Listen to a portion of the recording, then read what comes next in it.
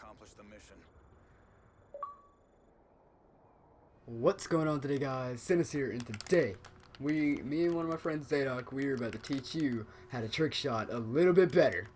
And Zadok's gonna take it from here. Alright guys, first of all in this video, how to trick shot better. I know a lot of you guys, play stretch, and I used to be one of those people that played stretch until I started practicing playing claw. When you play stretch, I don't know if, yeah, most of you may know this, but the people that don't, stretch is a form of trick shotting where you take your left thumb and you move it to your right thumbstick, and the one where you spin on. Basically, you look around and you do that, and it's supposed to help you trick shot better when you can do instant swaps, and that's basically what it's supposed to do, is help you do instant swaps. Other than that, the second position you can play is called claw.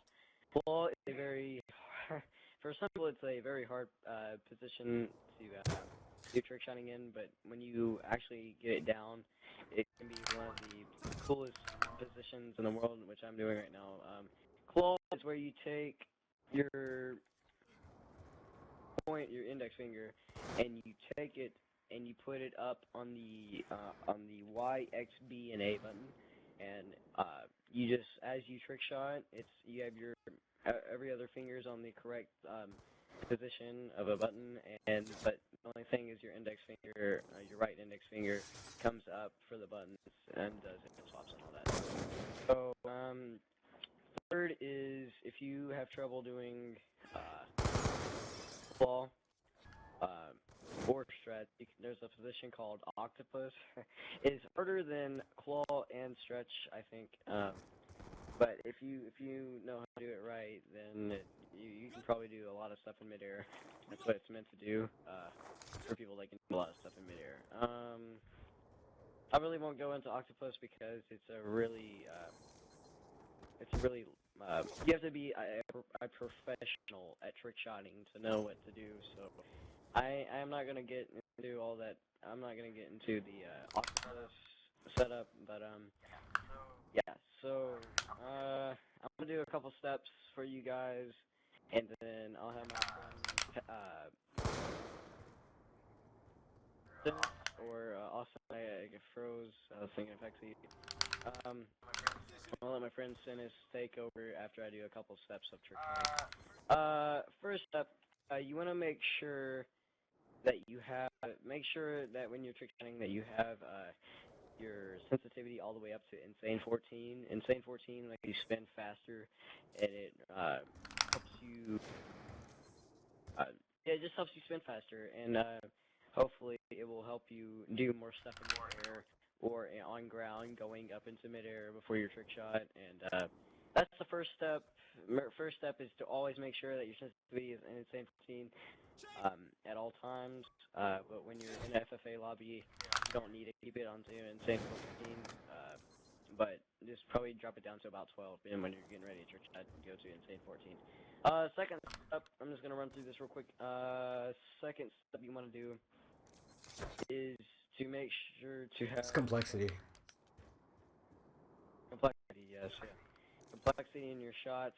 Most people, when they get their shots, they don't really add that many complexity. Well, they don't add much complexity in their shots. And if you ever want to get noticed by a team, always have complexity and distance in your shots. Complexity and distance added up will make one of your dream shots of a lifetime. So that's it, guys, and I'll let Sinus take it over. All right. So, distance, complexity. We've already done the positions to hold the controller. All right. Next would basically be your class setup. Class setup is basically just you want things that will actually help you during your trick shot. You don't want freaking hybrid optics or whatever the freaking things are called, thermal looking things. You don't want extended clip, because what is that really gonna help? I mean, can you miss that many times? But anyway, and your shield your shield just exploded. Anyway, basically, also just have fun. Have fun doing it. If you're not having fun, trust me, you will not be in the mood to hit. You won't be in the mood to do anything. You'll be you're gonna look like Eeyore. Oh, freaking Winnie the Pooh. Okay, you're gonna look like Eeyore. You're gonna Eeyore it out. All right. Looks like rage. Yeah. So. Yeah. Fourth step. I don't know. If you got it down.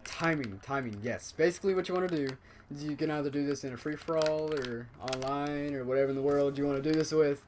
You could just sit here next to like this little thing right here and just time your 360s until this bot kills me. Or this thing right here and just time your 360s, and then when you get your 360s down, just go to your 720s. Yep, that was a little bit off. Alright, and then once you hit your 720s, go to 1080s, 1440s, 1800s, 2160s, whatever.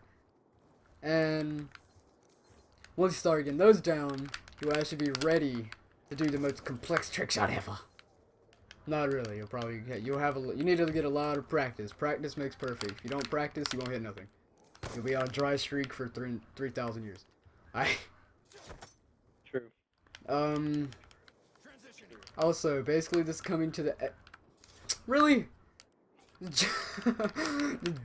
I know I just jumped off the freaking thing, but anyway, we actually brought this new team. Well, it's not new. It's a team from the past. It's called SK. Yeah, it's pretty old, honestly. It was dated back to last year. But, my bad. Using my way, using my Kool-Aid. Couldn't help it. All good. Well, let me just talk about it, Austin. I've been in the clan longer than Austin has, but, SK was a fantastic clan. Most of you guys may know what I'm talking about because, they had changed, I mean, the leaders, they were good, it's just, the name changing got on everybody's nerves because it was constantly every day. It wasn't every day, but it was like not even months would go by and we would have to change our names for the clan channel. But SK was a very fantastic clan. I've been in it ever since they were at 0 subscribers. They did have almost 2K subs, but first off, SK started in, I think it was 2014 No, it was 14. no, it was 2014 of March, and,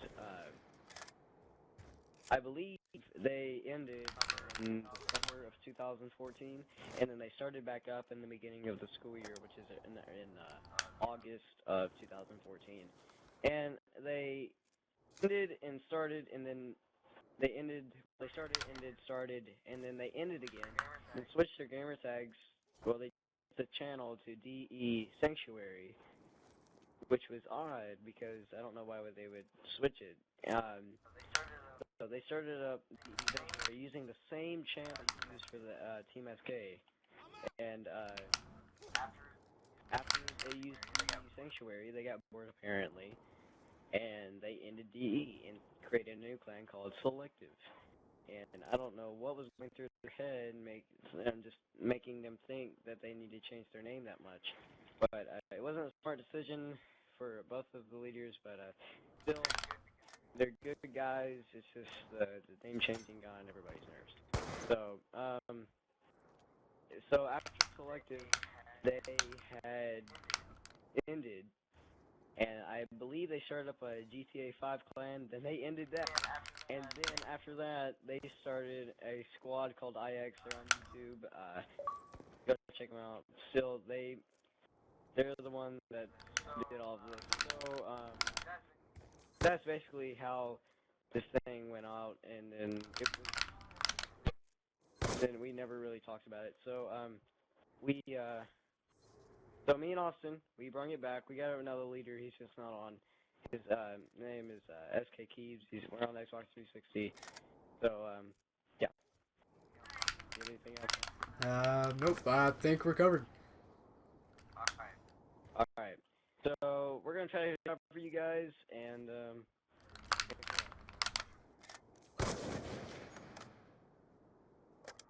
I honestly. they don't know this kid is. Nice. After all, I didn't even get the reload because I'm lagging a little bit. But Oh, good. I meant to shoot right there. Whatever. Well, I hope you guys enjoyed, and yeah, it's been Sinus, guys. Peace.